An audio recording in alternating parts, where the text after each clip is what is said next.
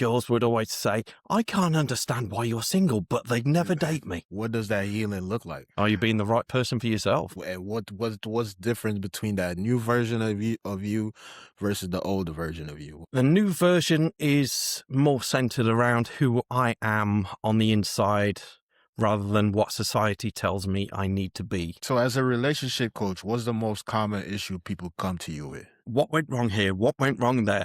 What are the common links? The same relationship, but a different face. I think that's one of the hardest things for people to do is to look at themselves. You need to fit in this box to be a good boy or a good girl. Then I'll love you. Because you usually hear, women love a bad boy. How many weddings have you been to where the bridesmaids are saying, I'm so pleased she's marrying this guy, he's such an arse. She likes the excitement of the bad boy. Yeah. But she likes the safety of the nice guy. What does ideal communication look like? Most of your clients are women. What are the problems? Well, what's women's problems?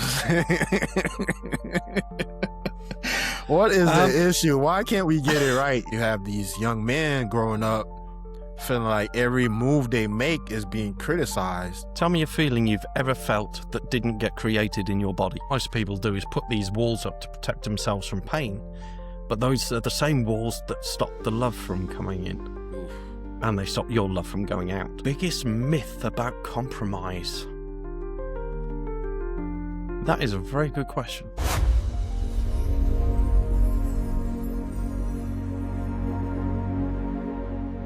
All right, welcome to another episode of the Words of Encouragement podcast. I'm your host, Mr. Made Different. And today I got a special guest in the studio. Well, in his studio, I'm in mine. But before we get into that, I always like to ask you guys to please like this video, share this video, comment on the video, and don't forget to subscribe to the channel. Yeah, today's conversation is for the people who are successful in life but confused in love.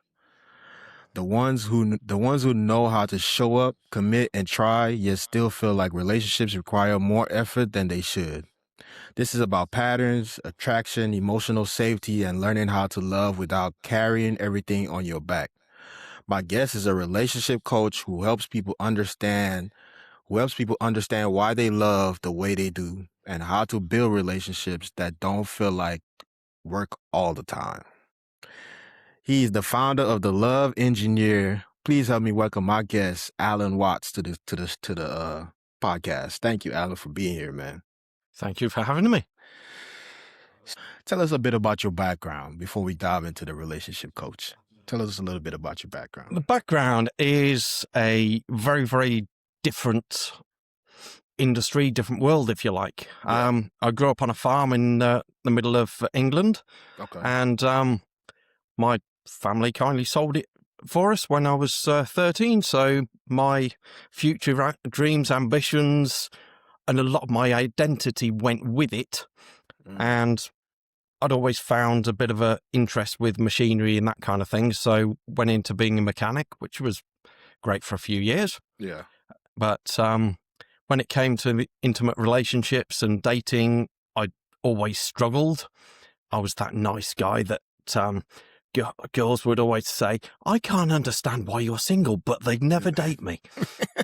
And I'm sure there's a lot of guys that can relate to that. Wow. And Wow. so got really frustrated at one point and thought, I need to change a career or I need to change something. Yeah. And I was in a bit of a pit, and some of the guys I was working with, we were joking about how much more fun it would be to be fixing boats in Barbados. So went off to the careers office on a day off. Yeah. Went and spoke to him and says, have you got anything on fixing boats in Barbados? No, but here's some info on travelling around Australia. So, okay, that's far enough away from all of my problems. Yeah. I'm off. So I went out there for a year and discovered a lot of the problems I had followed me. Wow. That was not fun. Wow. And I had this realization that was because I took me, myself, and I with me.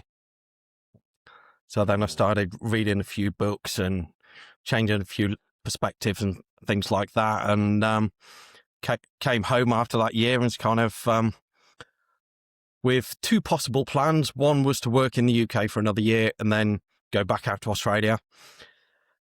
And the other one was to sort of contemplate settling down. So within 12 months, I'd bought a house, and the world of internet dating then was becoming a bit of a thing. And I'd met a couple of ladies online, and there was one that seemed to be really into me. So kind of went for it. And within 18 months of being back from Australia, we were married. Wow. Which was not necessarily the best move, but at the same time, it triggered a lot of growth, a lot of healing, and all sorts of stuff. So, Yeah. and eventually put me on the path that I'm on now. Okay. Okay. So are y'all still together? No, we had twin children in May 2010, and in November I came home to an empty house. Oh. So had to rebuild my life all over again. Going out to Australia wasn't an option. So it's like, what do I do? How do I Yeah. make sense of all this? And Oh that my God. kind of set me on a mission to be the best man that I could be, find out how dating relationships really worked, Yeah. find out the mistakes that I was making so I could improve on them, and also become the kind of man that my kids needed me to be as a dad. Got you. Got you. That's kind of traumatic, man. Like you come home to an empty house. That's pretty traumatic, man. I don't know how you bounce back after that. Step by step, and a Yeah. lot of time and a lot of healing. Wow. There's I kind of want to dive into that a little bit. What does that healing look like?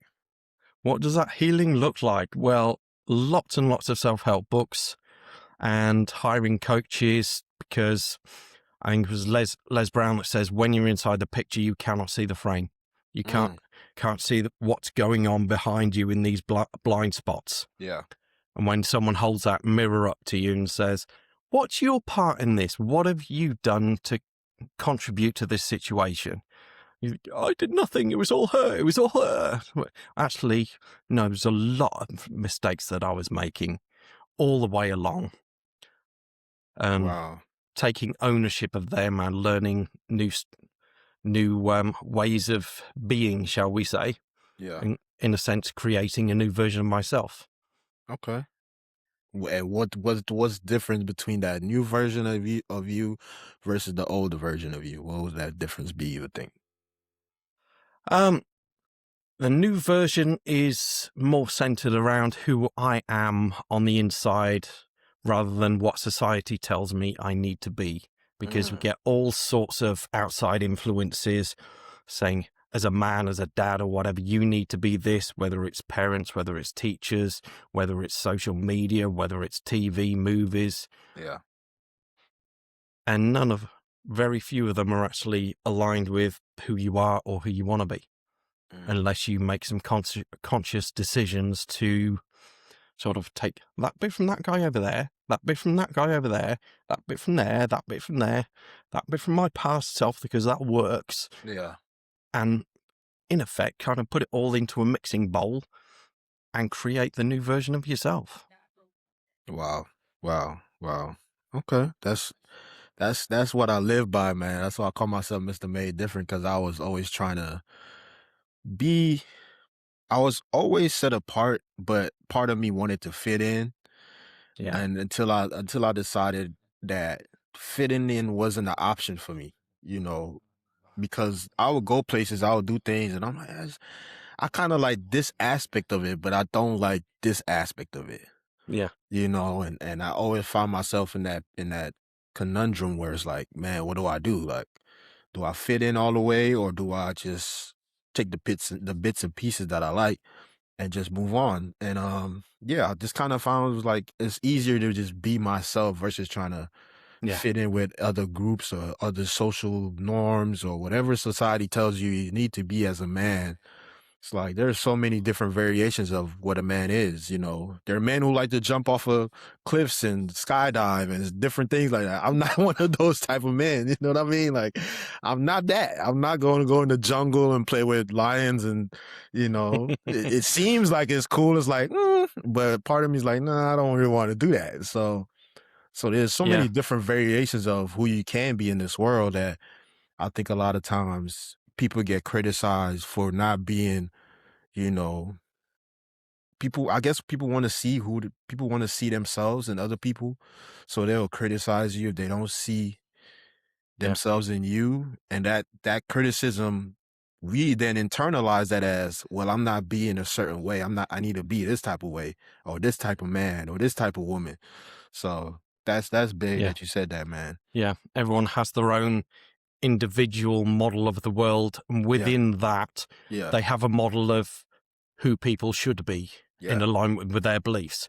And if they're not, then criticize or whatever, or just stay away saying, I don't like that person. yeah, yeah. That's true, man. That's big. So I don't want to harp on the past too much, but I'm curious. Are y'all still in communication?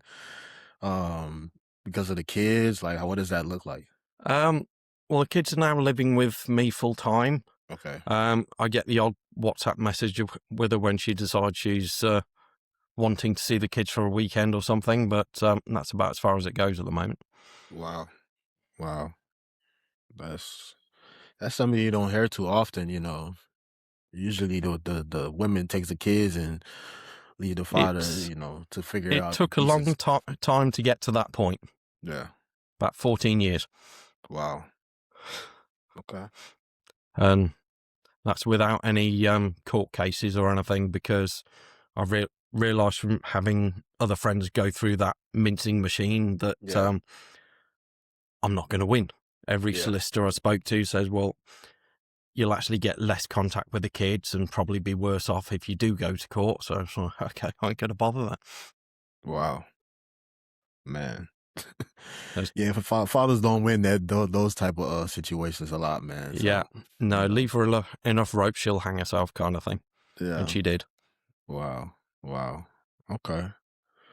So are you currently in a relationship, currently married right now? Currently living with my partner. We've been together, I think it'll be, what is it, 4 years in April. Okay. Congratulations, man. Cool, cool, cool.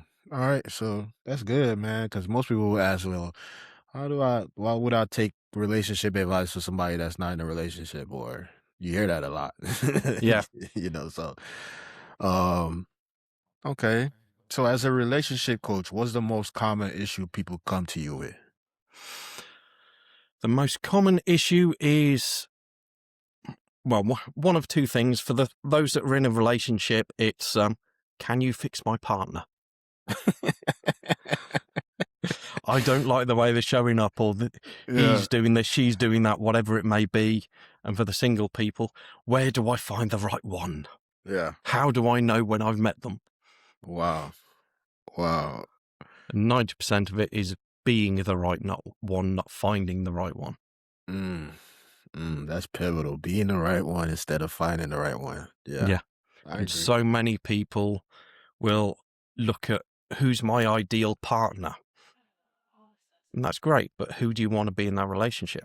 Yeah, If you don't look at that first, it's going to trigger all sorts of issues in the future. yeah, yeah.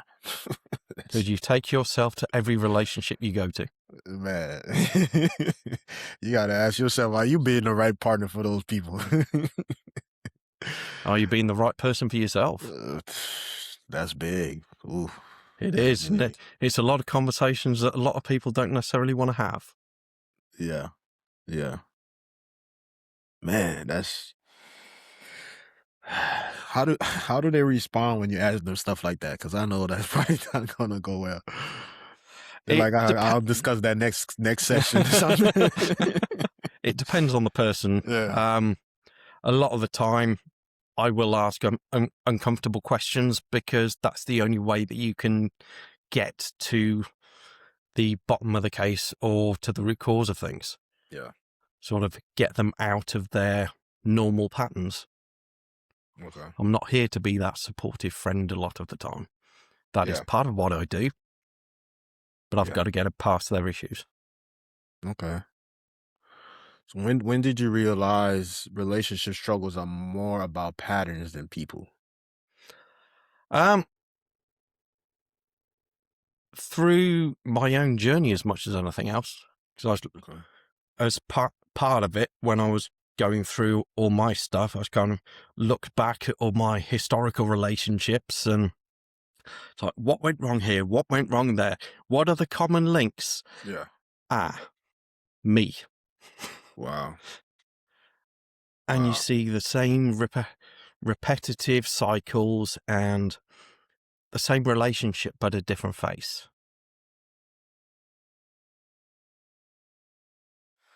Dang, that's Some crazy, horrible man. realizations.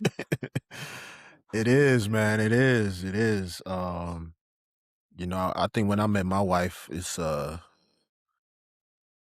it took me some time to realize like I was still carrying some stuff. And even to this day, like there's still things about me that I'm learning to understand myself better. And I think people get to this place in a relationship a lot of times where they're they realize that yeah, maybe the person does have issues, but I also have issues that Yeah. I'm not willing to face. So it's easier to just blame the other person and then go to, maybe break up with that person, go to another person, divorce, whatever, go to the other person and And the it's problems follow. the problems keep following. And then whether it's friends that you talk to or whatever, people talking, you're like, you sound like you're having the same problems with different people. Like it's kind of time to look at yourself. And I think that's one of the hardest things for people to do is to look at themselves, to put, that mirror Yeah. up, like you said, and kind of deal with the person in the mirror. So Yeah. to your expertise, why do you think that is? Why do you think people just don't want to deal with their BS, to put it in a better term? Ultimately, fearful of not being good enough, fearful of going inside and finding out they're not lovable or they don't deserve love or something else, or if they've been stuck in this pattern for 5, 10, 20 years and they suddenly realize that it's down to them and they could have changed it earlier on. Yeah. That's a very painful realization, although you can't change it till you're ready. Yeah, that's 100% true. Wow. Wow. Yeah, I think fear plays a big part in that, man. Like it's why do you think they're so fearful though? We grow up with it. We are naturally seeking things that are a threat for our own safety and survival. Yeah. It's like you look at the newspaper things.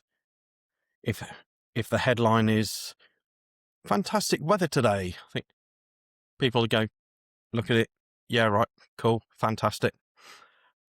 Or there's earthquake, 10,000 people dead. They're like, oh my god, I need to find out what's going on. Yeah, they lock in on that. Yeah. Mm. Plus, when we're children, how many of us have challenging experiences that aren't necessarily met with support and love? Mm. You need to fit in this box to be a good boy or a good girl, then Mm. I'll love you. Mm. A lot of the time, it's not intentionally to be that way. Yeah. It's because it's easier for the adults. Yeah. Yeah. And to You said break that pattern as a parent is not easy. it's not easy. It is not easy, man. I do speaking events sometimes, and I spoke at one of my events, and I said this. This was one of my things because I speak a lot on identity. And I was just like, I have one daughter, first daughter. She's 2 years old now, right? She's she's sweet, sweet girl, empathetic. I could already see the empathy that she has. Um, had another baby. I made this joke that our first daughter was so sweet that my wife and I we decided to have another baby. My second daughter, she's a little bit more rambunctious and just, a go-getter. She's 9 months to this day right now, right? And I'm like, man, she's a handful. I'm like, who would have thought, you know?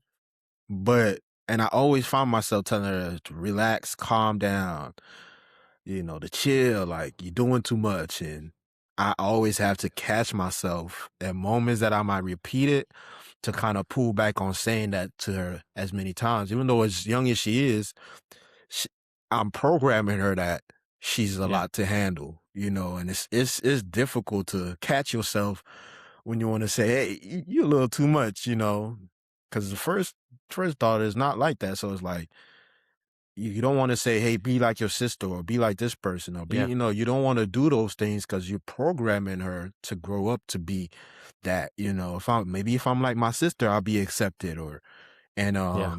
it's one of those things that, when she gets older, I'm going to tell her like, Papa's tired, you know what I'm saying? Like, Papa's tired. You just a little handful right now, and it's not your fault. That's who you are. That's who you were made to be.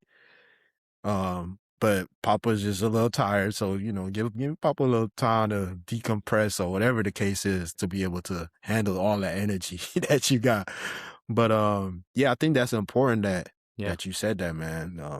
And on the flip side, you don't want to break a spirit either. Yeah. You don't want to break a spirit, but at the same time, you want it to calm down and just a little bit. Just a little bit. Turn the volume down from 12 to 8 or something. Yeah, just a little bit, man. Just a little bit, Oh man, that's pivotal, man. I hope the people are getting some gems out of this because that's so pivotal that you're conditioned as a child, whether you know it or not. You're controlled more by your subconscious than your conscious. Yeah. Your subconscious knows your deepest fears, the things that you're afraid of, that fine tuning, that programming that you got as a kid. That repetitive sound in your head, like, oh, you're too much. And sometimes you wonder, why am I doing this? And it's so hard for people to dig into And the some of it's got subconscious. absolutely nothing to do with you. Nothing. Because when I was going through my journey, I had a session with a kinesiologist, and that blew my logical mind altogether because I was looking at the fact that I didn't feel like that I mattered or something like that. And that actually went back 6 generations to a girl, to 1850, to a girl on my dad's side of the family that got pregnant at 14 and had the baby taken off her against her wishes. And from then on, I don't matter is stuck in the family genes. Wow. And you said you went to kinesiologist? What is that? Kinesiologist. Kinesiology is the study of energy. Okay. So it's kind of blends modern chiropractic skills with some of the Asian and Chinese meridians and all sorts of things. It blends lots of different modalities, but it's very, very powerful. Okay. You learn something new every day. I didn't know what that was when you said it, but that's pivotal, man. Generations. Wow. Wow. I heard that recently. I think I was watching something and the guy was telling, I think it was a girl, it's been in her, I guess, something that she said or no, something the father said while I think either the mother was pregnant or something that she was dealing with suicidal thoughts, and something her father said, maybe I think when the mother was pregnant, that stuck with her. I'm like, how does she even know that? You know what I'm saying? But it's possibly true because they say if you sing to the mother's belly, the child will pick that up. Listen, you don't always need answers. Sometimes you just need to be held up in prayer. This is a space for people who are doing the best even when it feels unseen. For the ones who are tired, hopeful, uncertain, faithful, and human, all at the same time. We come together simply to pray and encourage one another. No fixing, no spotlight, no pressure to explain your story. Just a quiet reminder that you are seen, heard, and not forgotten by. If life feels heavier than usual, you don't have to walk through it by yourself. You're welcome to join our prayer group. Just comment prayer, send a DM, or use the link provided when you're ready. Peace. Very important. So, but that's crazy that you said that. 6 generations, man. Wow. Yeah. Wow. And I thought it was just me. No. It's all of us, man. We all, they like, people keep saying they're trying to create generational wealth. You hear that a lot nowadays. Oh, I'm trying to create generational wealth. But there's generational curses that's in our families, that it just goes on, and it's up to somebody in that generation to try to break that curse and try to go back and have enough strength, enough boldness, enough, fearless to be able to say, you know what, I'm gonna deal with this so that my kids don't have to deal with it. You know what I mean? So yeah, that's big, because as a kid, I was always told to be quiet. Grown ups are talking. Don't Yeah. involve yourself in grown up conversations. So for a period of time, probably a decade or so, I just went kind of silent. I didn't have a voice. I didn't have, even if I spoke, I was kind of like shy, timid, and I'm still working through breaking that. That's why I started this podcast. I'm like, I'm gonna speak my mind. You know what I mean? I'm gonna speak up. I'm gonna speak how I feel. Because when I did, the adults they didn't really want to hear what I had to say, even though I was probably speaking something that could have helped them. They didn't want to hear my perspective. But now I'm like, no, I'm gonna speak up. I'm gonna open my mouth and say what I gotta say. So, I used to get that as well. Little children should be seen and not heard. Yeah. The empty can rattles the most, and all sorts of things like that. And so you just go, Yeah, man. And kids offer such a wonderful perspective if you have the time. If you have the patience to listen to them, they often have such a different perspective. Not saying that it's like a wiseness to kids sometimes, because they don't have all the blinders or fears that we usually have as adults. They just have like yeah, why don't you just do that? Or why don't you just, you know what I mean? Natural curiosity. Yeah, natural thing about them. And it's just like, man, like, but yeah, that's pivotal, man. Wow.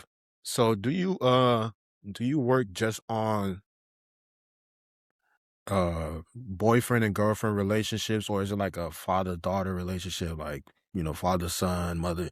Do you work on all types of relationship, or people that are just looking for love? It is predominantly the husband and wife, boyfriend and girlfriend, those kind of things. Gotcha. Obviously, when children are involved, that does have a bearing on the state of the relationship, especially when they put the children first. Yeah. Because then it becomes a dividing wedge between both the parents. Yeah. Whereas if that relationship is put first, it creates a solid foundation and a strong model for the children in the future. Yeah. Because a lot of people don't want that conversation there. No, they don't. They don't, man. And I think too, it's understanding, man, like stages and phases in life. Every season is gonna look different, Yeah. I think people go into a relationship like it's gonna be this way. And if it deviates from that way, then something must be wrong. Something, it's like, not really. When we had our second daughter, things kind of changed around here. We had to kind of sleep in separate rooms. My wife's sleeping in one, I'm sleeping with the other one, and we had to kind of just separate them because it just created a dynamic where it was neither one of us was getting sleep in the night. Like, the kids both, they waking each other up, then it's like a whole thing. It's like that lasted for about 3 months where we slept in different rooms till they kind of, they sleep a lot better now with all of us in the room. And most people are like, wow, y'all sleeping in, the kids supposed to have their own room. But it's like, man, that's just how it is right now. I know that it's not going to be that way forever, and I'm fine with just being in that season, because it's like, I know they're going to grow up and they're going to be in their own room or individual rooms or whatever the case is, but that's just how it is right now. And I It's the think way it see, used to be historically as well, yeah, until the industrial stage when houses started getting bigger and people had yeah, more money and they could put the kids in separate rooms and hire a yeah, nanny or something like that. yeah, yeah, man. So it's just understanding what phase of life you're in, and embracing that. Don't get mad. Most people will be like, "Why y'all sleeping in separate rooms?" And like that's just where we at right now for this few months. It's gonna change back, and you have to make the effort because a lot of people say you have to make the effort for things to change, and I think Yeah. that's important too. So that's good. Yeah. That's good. A lot of the time a relationship's like a three-legged race. You've got that leg that's tied together and Yeah. you've both got your individual legs. If you're not working on yourself and not got your own hobbies and things that you do on your own, you're not putting that leg on the floor. And Yeah. then your partner a lot of the time feels like they're carrying the whole relationship. Yeah. Yeah. Yeah. And if both partners are doing the same thing, it's disaster. That's disaster way to have it, man. yeah, Man. Okay. How do attraction patterns get formed and why are they so hard to break? it's all nervous systems and the patterns within the brain. Mm. Because the way the mind works, something happens and it's like, I need to make sense of this. I need to understand it. Oh, that thing over there is kind of similar, so I'll join that together, even if they're not related in any way, shape, or form. Yeah. And if that happens several times, it's like, oh, that kind of person must be my type. Mm. No, it's just a pattern that you've been experiencing. Yeah. Yeah. Yeah, because you usually hear, women love a bad boy and all this other stuff. And, like you said, I hear that a lot. But how many weddings have you been to where the bridesmaids are saying, I'm so pleased she's marrying this guy. He's such an ass. It doesn't happen. Yeah. Yeah. It's almost like they want a guy that is the bad boy, that can be a leader, that can be that supportive friend, the nice guy, but they want it all in the same man. Yeah. And they want him to know which version of himself he needs to be at any given time. Yeah. Yeah. That's and then they wonder why we get confused. That's something I always say, man. When people be like, "Man, she said she wanted this," I'm like, man, she wants all of that. Like she wants a God-fearing man. She wants somebody that knows a little, something about the hood, something about the streets. Bad boy, or no one's to be nice. Like she wants all of that at different times, Yeah. and it's confuses a lot of men because it's like, you can't show up being the bad boy 100% of the time because when she needs that soft version of you and you don't give it to her, she's gonna be like, well, Harry over here talks so sweet to me. I need, and it just creates a dynamic for confusion, for her and the man. Yeah, because we have us blokes, we kind of trying to compartmentalize everything. So it's almost like we're coming from a place of, I'm either a nice guy or I'm a bad boy. Yeah. Why can't you do both? Yeah, at different times? Exactly. At different times. Yeah. Yeah. That's because she likes the excitement of the bad boy. Yeah. But she likes the safety of the nice guy. Yeah. And that's kind of like what you said earlier when you said, I'm going to take piece of this, I'm going to take piece of that, I'm going to bring part of my old self in here and take piece of this over here. So yeah, that's kind of how you have to, well, for me, that's kind of how I look at it. That's kind of how I live. There are times where I'm funny, joking. There are times where I'm serious. There are times where, it's about God in this moment. There are times where, I could be a little bad boy for a second, but, I'm kind of a little bit all of those. I know when to turn it on, turn it off. Go get that guy for this guy, So yeah, that's good, man. Yeah, there's nothing to say you can't be the nice guy when you go to church on Sunday and the bad boy in the bedroom. Yeah. Yeah. Because let's face it, we all know how many copies of 50 Shades got sold. Yeah. Yeah, exactly. Exactly, man. They want a beast that they contain. Yeah. Yeah. Yeah, man. Oh man, that's good. Yeah, I hope people are understanding what you're saying too, because it's needed for people to understand. Like, you're not just one thing. Like, you're not just a street guy. You're not just one thing. You're so like this guy. I think it's Jason Wilson, I believe is his name. He wrote a book, The Comprehensive Man, and he's just pretty much labeling all the different variations of a man. And I think once, when you're growing up and when people are telling you you're this, you internalize that and just pick that one lane, but there's so many different variations of yourself in that. We're made in the image of God. God is infinite. He's everything. You know what I'm saying? So you have to put yourself in like, yeah, I could go fix my car like you. I went to mechanical school to fix cars. I could go fix my car. I could paint the house. I could fix something in the house. And I could come and jump on here on this podcast and talk to you for an hour and have a great conversation. You know what I'm saying? Like, all But if you these, spend so much time fixing stuff, yeah, you don't want to come home and then try and fix your wife. That's not going to get down very well. yeah, exactly.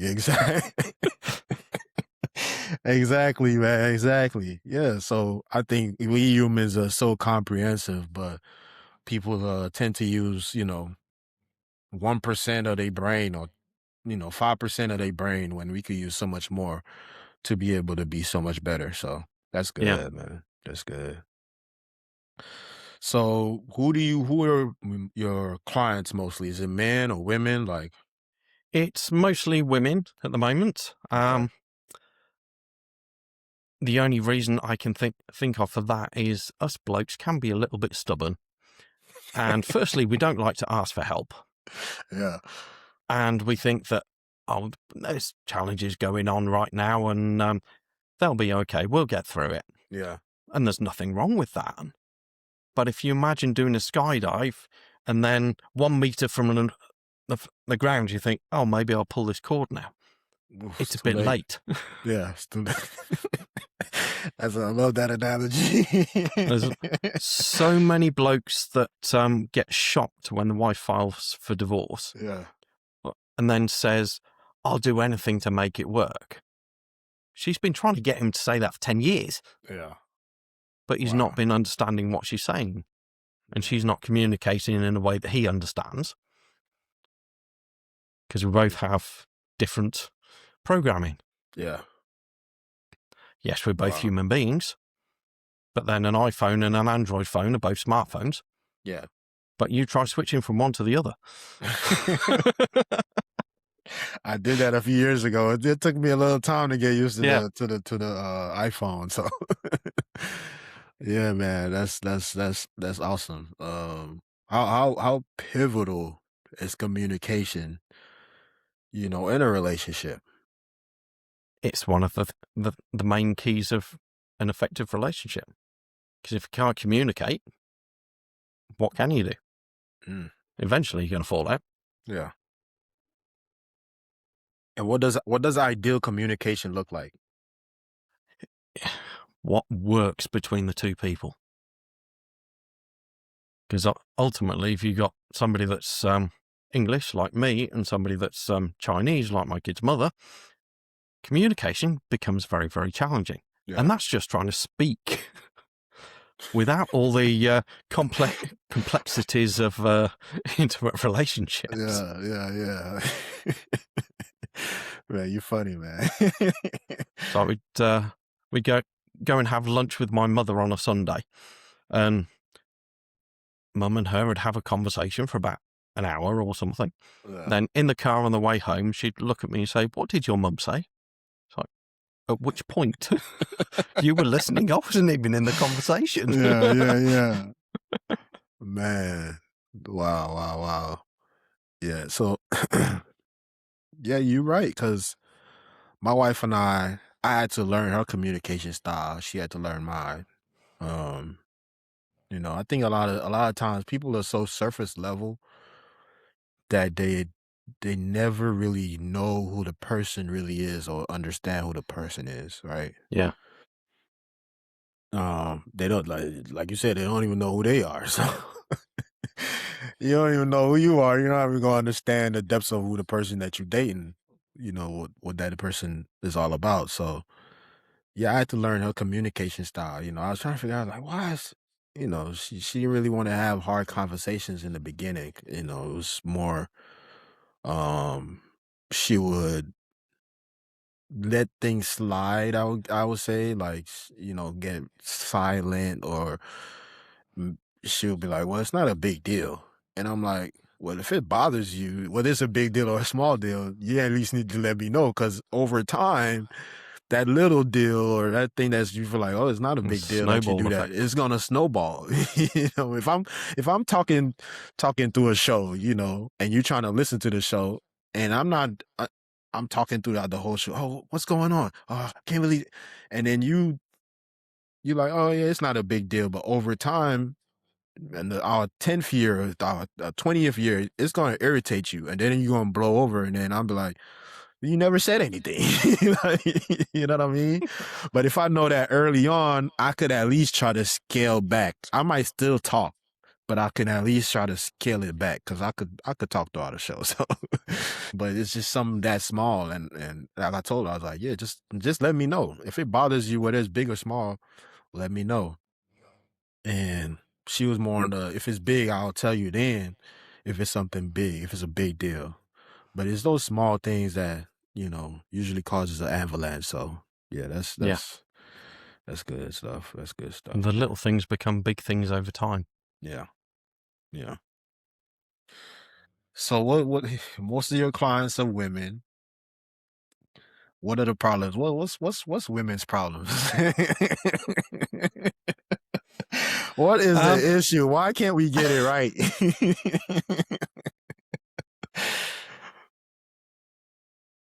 How do I put it without in a way that isn't going to upset a lot of people?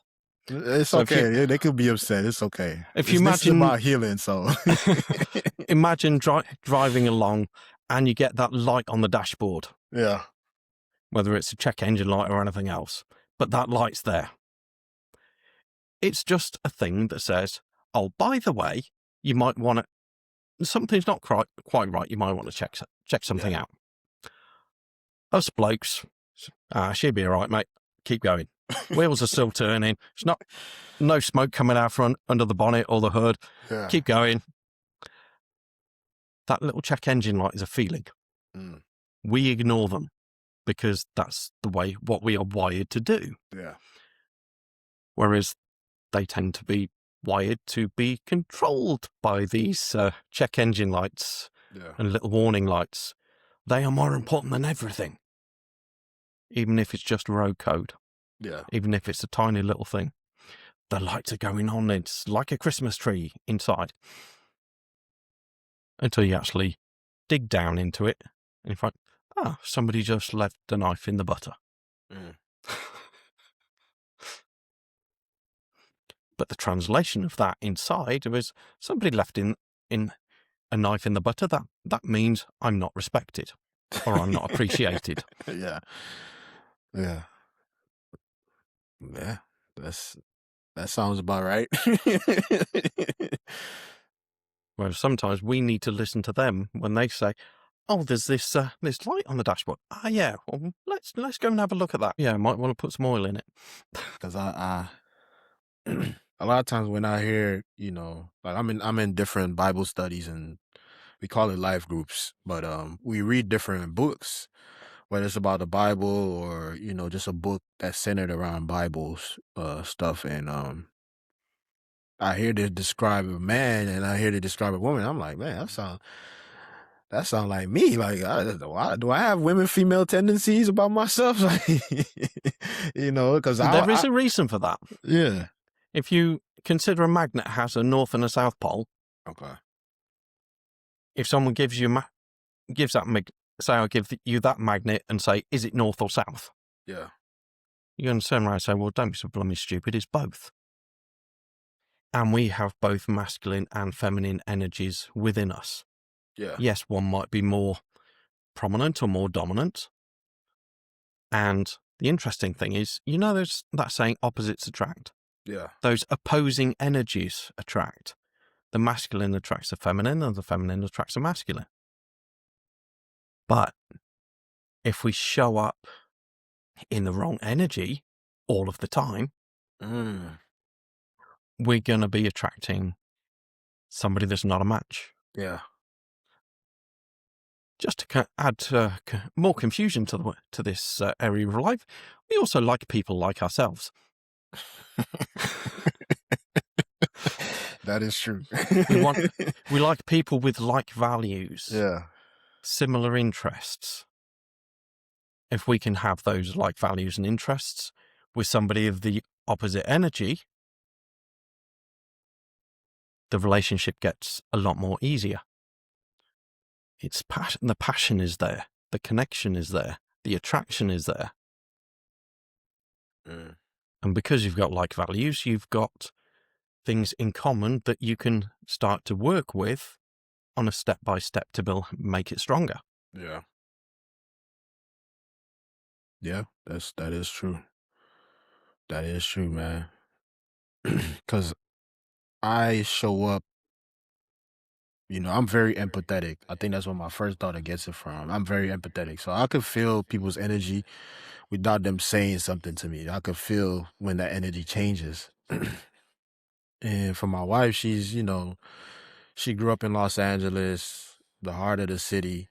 I grew up on the island of St. Lucia, two different ends of the world. But when she met me, like the way I carry myself, I don't carry myself like a very empathetic person, I would say. Most people would be like, you walk like so confident in yourself, and I don't know, maybe that's what I exude.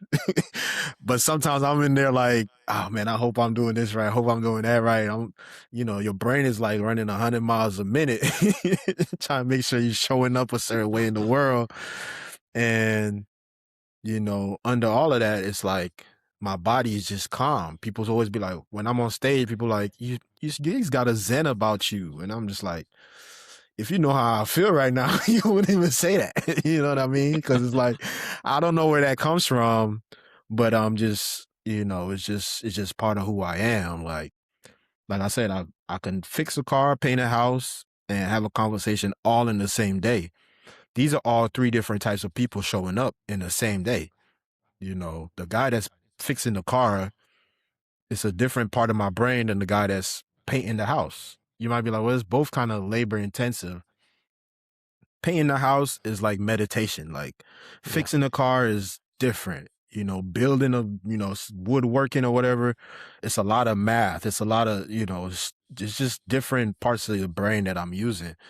And having a conversation with you or my kids or whatever, that's very deep conversation. It's a different part of my brain. Like, so I'm constantly just, changing form throughout the day. So when I show up in my relationship, I could go from real soft to real stern, or sometimes people like submissive. I could be submissive. She could be submissive. Like it just flows that way, easy. That's just how I show up in the world. It's not, I feel sorry for the people that show up only one way, because it's like you just show up that way all the time. Like you don't ever like, this is how you show up to for yourself. This is how you show up for other people. This is how you show up for, to God. Like you show up the same way all the time. And it's like, I just don't feel like that's I won't say I don't feel like it's the right way to live. I just think like you're not maximizing your potential. I'll put it like that. Yeah, it's almost like rowing a boat down the river of life. You got the aura of masculinity on one side and the aura of femininity on the other. Yeah. Only when you use both do you go in a straight line. Yeah. But if you only ever use the one, you just go around in circles. Man, and I've never seen a straight river yet. Sometimes you need more masculine energy, other times you need more feminine. Yeah. That's why I find it so funny, a lot of these women now, they say, well, if he does this, it's a turnoff, or that's gay, or that's whatever. And it's like, But I do that. Like, they make everything gay now. It's like, man, you eat a banana and you don't break it off. It's like, oh, that's gay. It's like, are we serious at this point? It's like people, like society is just, let's not even go there. But I think society is just crazy right now. But Oh, yes. that's typically what happens. And now you have these young men growing up feeling like every move they make is being criticized. Because it That, is. or the young women too, every move they make is criticized by young men. And it's like, that's not how we supposed to show up in the world. No. You're supposed to learn from the other person. You know what I'm saying? Like, you're supposed to learn about yourself from the other person. You know what I mean? And whether that person, and it's not even necessarily what they say that you're supposed to learn, is how you feel when certain things happen. Like somebody does something to you or do something around you, and then that tells you like, oh, how did I internalize that? Yeah. It's not necessarily what they say all the time. It's just sometimes what they do, or like you said, if you leave your shoes by the door or whatever the case is, and you take that as an insult, it's not really an insult towards you. It's just that person might just not be thinking about that, but you like internalize it as disrespect or whatever the case is. It's like, that says more about you, not You necessarily made the me person. feel. Yeah. But here's the interesting thing. Another thing people don't want to talk about. Tell me a feeling you've ever felt that didn't get created in your body. Oof. We do it to ourselves. Yeah. Oh man. Yeah. We cause a lot of our own stress a lot of times, our We do. own anxiety. Man. Yeah, that's good. That's good stuff. That's good stuff. Okay. So when you point that mirror up to these women, how do they internalize that moment, or and what is the success rate, I guess you would say, with them, doing better or being better? Because you said you work with high level, women that have Yeah. these great jobs and stuff like that. How does that work? Well, ultimately, it depends on one thing, whether they are prepared and willing to go within. Mm. Because if they're not, then the success rates are pretty low. When they do, it's completely transformational. Sometimes they just need one little thing. So as a lady I worked with a few years ago, one of the things she had that kept coming up was a lot of body shame. She didn't like her body. Mm. And to be fair, it was a struggle. I thought, I've got to do something different here. So I said, can I ask you a question that you're not going to like? She said, well, if you want. I said, okay, so how can you hate that body so much when that body created those daughters that you love so much? Oh, wow. That's a horrible question. Well, she said, because of this, because when I was abused as a child, there was part of my body that enjoyed it. I said, well, your body's just sending signals up to your brain that says this feels nice. It has no idea whether it's a person that should be touching you in that way or not. Yeah. I hadn't even thought of that. We go through as kids is like, it sets the foundation for the rest of your life. Yeah. If you don't go back and reset and then hit that reset button and unlearn all those things, you kind of just live in this, whether it's a fearful child or insecure child or whatever it is that you went through as a child, like, or whether it's showing up in the world aggressive because you don't want to be taken advantage of, because you were taken advantage of as a kid. It's man, it just is the foundation of who we are until you reset that and be like, well, this is who I want to be. I'm not that scared little child no more. I'm not the fearful little child. I'm not the quiet little child no more that people told to shut up. Nah, it's not that child is gone. You know what I'm saying? And it's that's so important I think for everybody. because we don't realize how much of that, that's our subconscious is that little child. Like, Yeah. man, that's pivotal, man. That's pivotal. I love this conversation. This is my type of conversation right here, man. Not because it's about relationship or anything. It's just because, I don't like surface. I don't like small talk. I'm not the Me small neither. type of person. I like to have deep conversation that we could actually figure out, how to solve some problems, how to, save the world in a sense. Like, that's the type of conversation I like to have. So this is pivotal right here. For those watching, I hope y'all gaining something from this. Yeah, because this is pivotal, man. Wow. She didn't even realize her body was internalized. That's crazy. Yeah. That's crazy. So is she doing better now since then, or? Yeah. Okay. Cool. That's good. Praise God, man. Let's talk about boundaries in relationship. What does a lack of boundaries look like versus healthy boundaries in a relationship look like? That's a great question. And there are two kinds of boundaries. We have the boundary where we say to somebody else, like, this is where my line is. You don't cross that. Yeah. Okay. But what do we do when that person gets close to that boundary? If we're saying putting all the responsibility onto them, a great example is between a parent and child in a lift or an elevator, and the child's trying to press all the buttons because it's fun. Imagine the Empire State Building and having to stop at every floor because the kid's pressed every single button. Say, no, stop doing this, please. And they keep doing it.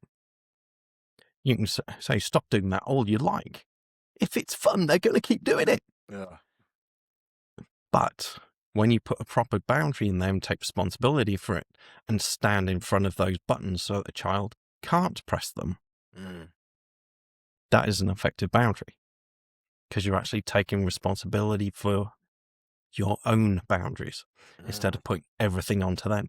When you put everything onto somebody else, you're giving all your power away. Wow. So how does one protect their boundaries, or how does, instead of when you put this, people say I put a wall up, like, and it feel like people still getting past the wall. Like, it's like, man, come on, like you're not doing anything to effectively protect your boundary. Yeah. Right. Well, what most people do is put these walls up to protect themselves from pain, but those are the same walls that stop the love from coming in. Oof. And they stop your love from going out. Oof. Man. So if you must have those walls there, at least put a window there so you can see out. See, actually, life isn't that bad all the time. Yeah. Wow. Little boy preaching today. Yeah, so how do I protect my boundaries? Okay, I got this boundary. I don't like people, leave shoes in the middle of the house. How do I protect that, or whatever the case is? Like, a lot of it comes down to communication. You say, look, here is the shoe rack, and this is where these go, and the consequences of not doing so are this. And then you've got to stand up and actually follow through those consequences. Yeah, because I think of, if you say, well, one of my boundaries is I don't like people calling me late at night, but you leave your phone, the ring on, the light. That's on you, mate. The ring is loud, and it's like, man, I told y'all don't call me. You could put your phone on do not disturb. You know what I mean? Yeah. So you gotta protect your own boundaries a lot of times, because boundaries are meant to be broken. Like, rules are meant to be broken. That's what they're there for. Like, if they weren't meant to be broken, there wouldn't be no rules. You know what I mean? So, I think like you said, you have to protect your own rules, your own boundaries, because they're gonna take advantage of it, especially if they can.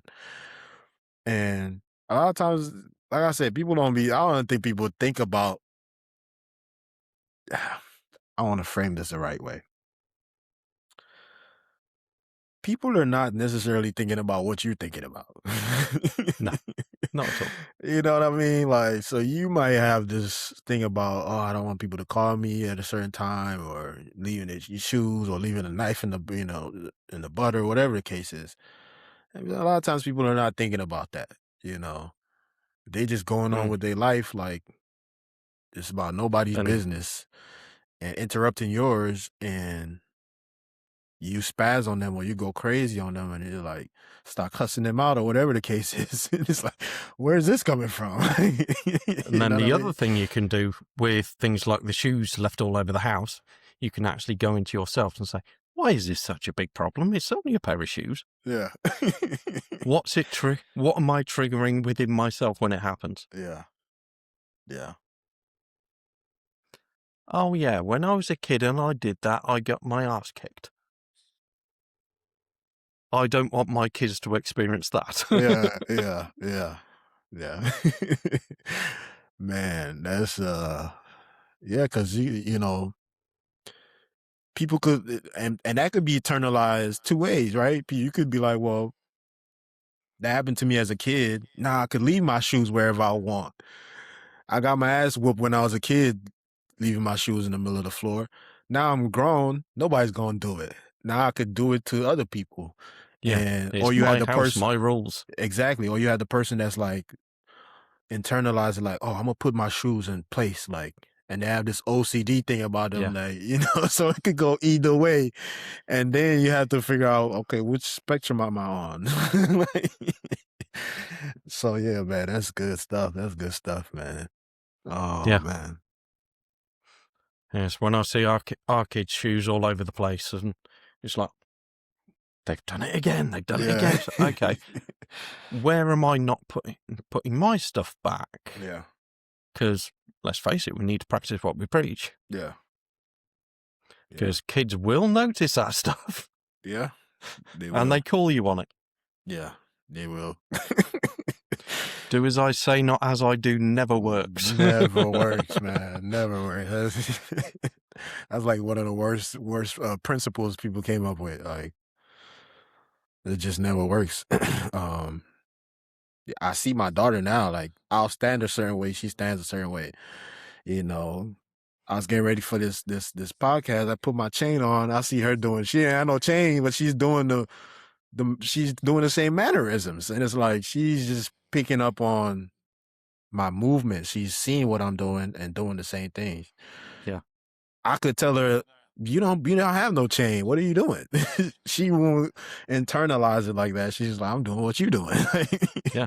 Mirroring and matching. Yeah. So Trying to connect with my dad.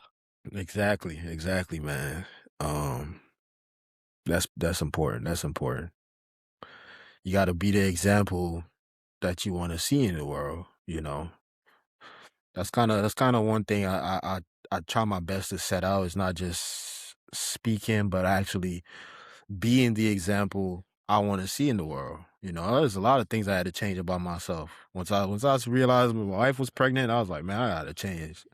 I gotta stop smoking. I gotta stop going, drinking and partying the way I used to, and all the stuff. I was like, I don't want them to think that's normal because they see me doing it.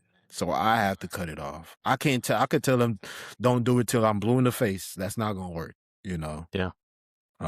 So yeah, it's certain, and it's crazy because certain things I see my grandmother do, I was doing. I didn't even internalize it until I was trying to stop doing what I was doing. I was like, man, I grew up seeing this. Like, I grew up seeing her, take a little sip of drink throughout the day, and I'm like over here kind of doing the same thing. And I'm just like, oh man, I don't want to keep carry that to the next generation, So they don't see me do it. They can't say, "Oh, I see." They might pick it up from somebody else, but it's my job to try to protect their eyelids Yeah. and create that boundary for them till they get old enough to have their own boundaries. So yeah, that's good. Good stuff. Good stuff. What is the biggest myth about compromise in modern relationships today? Biggest myth about compromise? That is a very good question. And I think there's a lot of people that think, oh, compromising is, okay, I'll give you what you want. Or if we're compromising, you'll give me what I want. Yeah. Rather than actually, how can we work together to create something that works for both of us? It might be on opposite sides of the river at the time, but if we stand on solid foundation and build the bridge together, then we find a stronger connection Yeah. and a way forward. Whereas if we're too wrapped up in ourselves, we only see our way. And we've got that one leg up in the air when doing the 3-legged race. Yeah. Yeah, I think that's a big myth, man. It's like, oh, if I'm compromising, I'm losing everything, or the other person's gaining the other person's getting what they want. I'm not getting what I want, and that's not really compromise. You know, No. I forgot the word for it, but that's not compromise. That's you, I guess, submitting to the other person in a sense. But it's like, there are times when the thing I want to do and the thing my wife want to do is on two different sides. So we're like trying to figure out, okay, where can we meet in the middle of all of that? You know, Yeah. I If get we're maybe doing go ahead. if we're doing your thing tonight, that's cool. Yeah, And we can do my thing tomorrow or next week. yeah, yeah, yeah. And that's all it is, man. It's like, I think anybody's gonna get frustrated if something is always going the other person's way and never their way, or vice versa. Like, that's just normal. It's gonna come to a point where it's like, nah, this is not. I want to leave. Yeah. So And that's a result of not keeping those boundaries. yeah, yeah. Good stuff, man. Well, we're gonna jump into the lightning round, and this could go on for hours, man. But I want to respect your time, and yeah. So we're gonna jump into the lightning round, fast hitting questions. Love becomes heavy when You feel like you're doing all the work on your own. You're the only person in the relationship. okay, attraction doesn't equal Love. oof, big oof. That's good. That's good. A healthy relationship requires Lots of things. And compatibility, communication, attraction. okay. Most people stay stuck because They don't go inside themselves. They blame the partner. growth in love starts with Going within. Self-awareness. yeah, I like that one. Real partnership feels like It feels like it's home. It's peace. yeah. Awesome stuff, man. Awesome stuff. What's a book that changed your life or your perspective?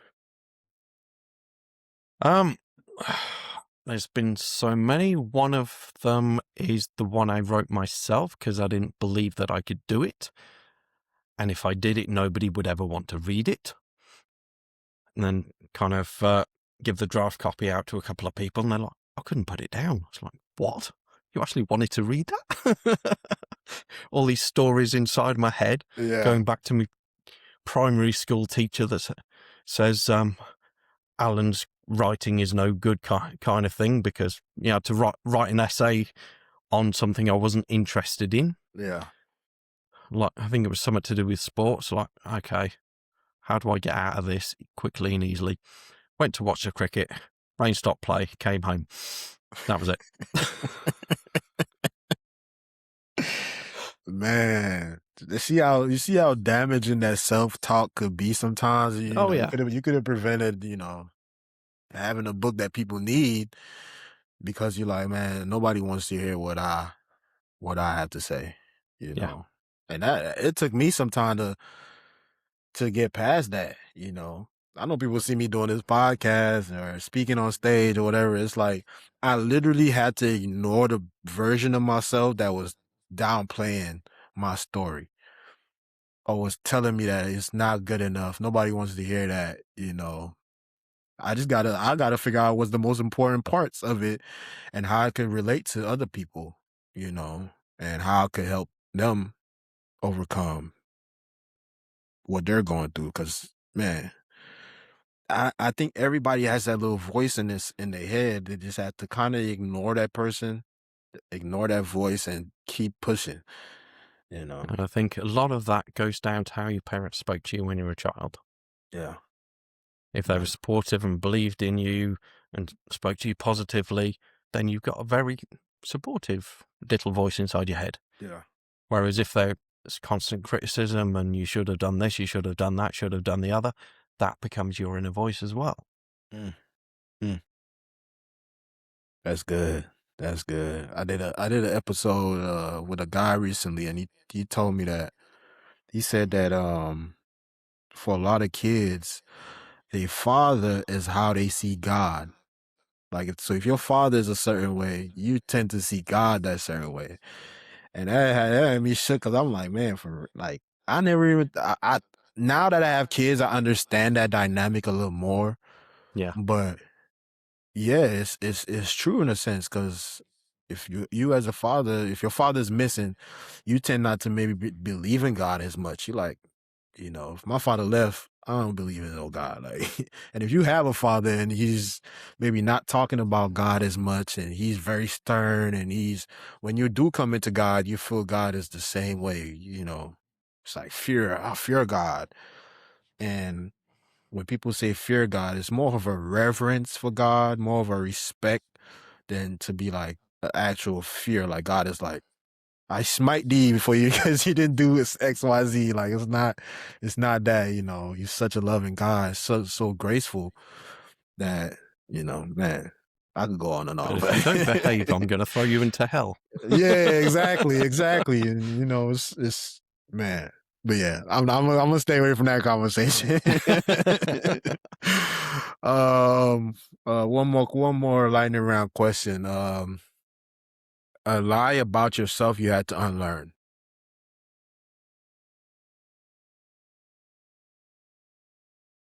There's plenty of those. Which is the biggest one? We'll go with I'm not lovable. Oof. Wow. Man. I think so many of us feel that way, man. So many of us feel that way. I remember my wife told me something when we probably about a year into us dating. We was having an argument, tears flowing on both sides, and she said to me, she's like, I love the parts of you that you don't love about yourself. And that done hit my soul. That hit my soul. When she told me that, I was like, what do you mean you love the parts of me I don't even love about myself? Like, how could you love that? Like, it took me a while to kind of just accept that. Even though she said it, it took me some time to accept the fact that she said that. And I think so many of us struggle with even loving ourselves, so we feel like we're incapable of love. Yeah,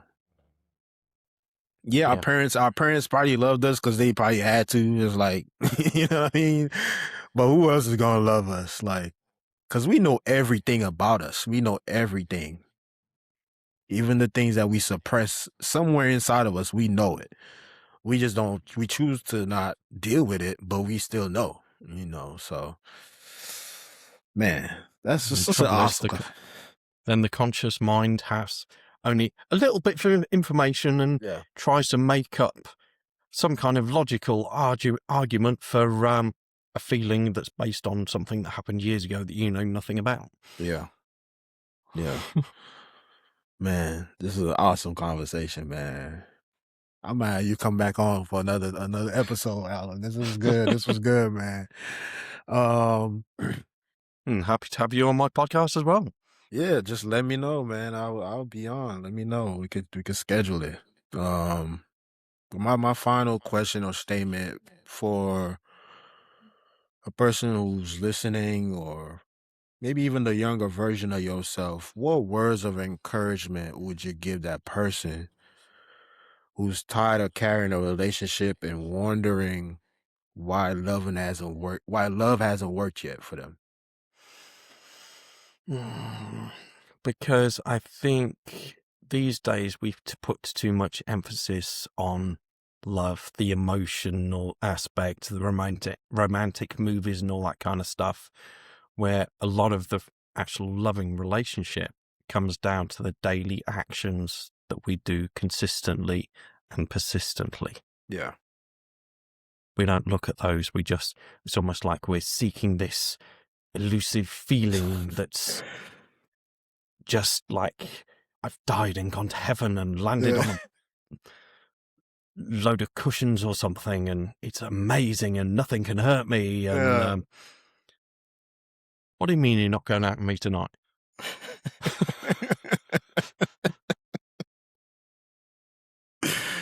That's good, man. That's good. Yeah, the movies, man. Television programming is real, man.